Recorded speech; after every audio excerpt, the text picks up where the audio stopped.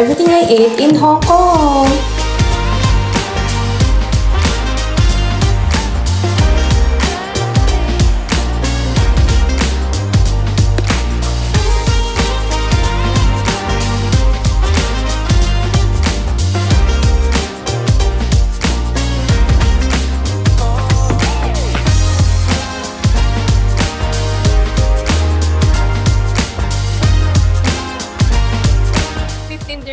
$15. Ito naman yung tumbong na prito. Tapos nilagyan ko siya ng soy sauce and then mustard. Try natin. First time ko makakain. We.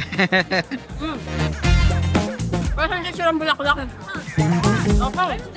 Bulak. Maanghang. Wala Maanghang. naman salt. Pero yung meat itself hindi. Crunchy in the outside, juicy and chewy in the inside. Smells like